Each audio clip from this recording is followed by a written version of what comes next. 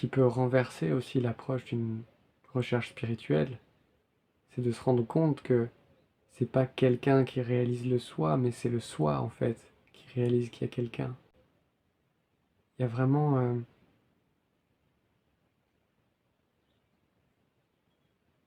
la compréhension que ce que nous sommes, c'est la lumière même qui éclaire le monde. Le monde est, puisque cette lumière consciente est également. Et qu'il n'y a pas de monde sans conscience, il n'y a pas de conscience sans monde. Donc on pourrait dire tout est la conscience, si on simplifiait. Mais on pourrait dire tout est le monde. Il n'y a pas de séparation, en fait, dont il faudrait se rendre compte pour devenir ce que nous sommes déjà. Il n'y a pas d'obstacle, il n'y a pas de discernement à avoir,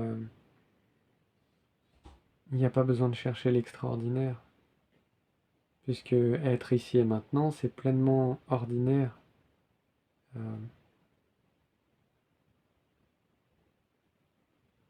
C'est juste l'ici et maintenant, et c'est pour ça que on ne peut pas le faire, on ne peut pas l'avoir, on ne peut pas le détenir. C'est simplement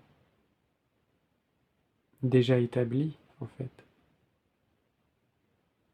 Et il peut y avoir différents parfums, la façon dont ça s'exprime, mais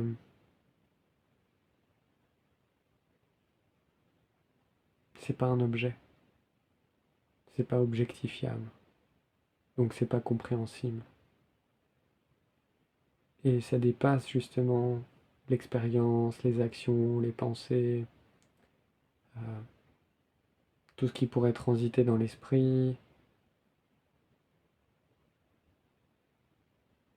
En fait, cette réalité, elle est une, mais on va l'habiller de différents concepts, on va en parler de plein de manières, juste pour regarder ça sous différentes facettes, regarder le même diamant sous différentes facettes. Mais fondamentalement, un parfum ou un autre, ça change rien à la transparence, au cristal en fait. Vous voyez, c'est un peu comme un petit cristal que nous serions, par exemple pour prendre une image, la lumière va passer à travers et puis hop, il y a un arc-en-ciel qui se crée. Bon bah, simplement, ce que nous sommes passe à travers cette dimension corps, mental, esprit, et manifeste un monde des sensations, du connu, des expériences, de la mémoire, des tas de choses.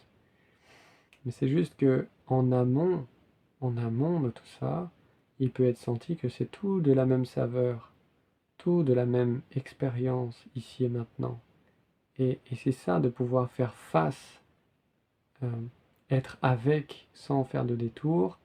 Il y a une bravoure ou une honnêteté de faire face à ce qui est, jusqu'à ce que ça mène au fait qu'il n'y ait pas de doute possible. C'est l'évidence même.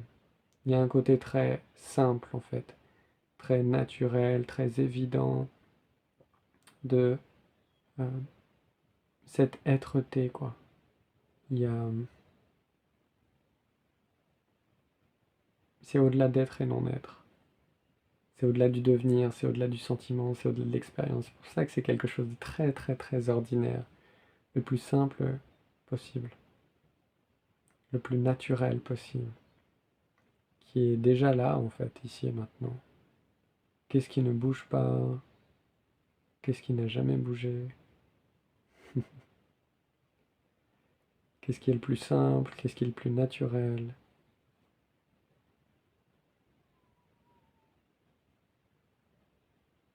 Là tout de suite. Ça, c'est l'expérience directe. Pas besoin de savoir ce dont il s'agit, il suffit juste de le regarder et de porter une fois son attention dessus. Qu'est-ce qui est là, maintenant? Vraiment. Quelle est la pierre angulaire sur laquelle vraiment on peut s'établir de façon certaine, qui ne bouge pas, qui ne s'altère pas, qui ne s'améliore pas, qui ne veut rien, qui ne devient rien. Rien de spécial.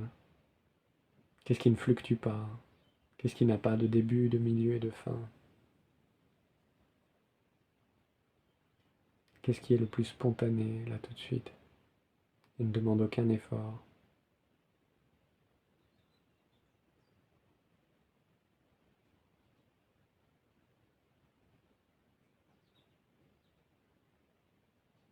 Est-ce qu'il y a besoin de l'accepter, de lâcher prise, de le comprendre, ou est-ce que c'est déjà là?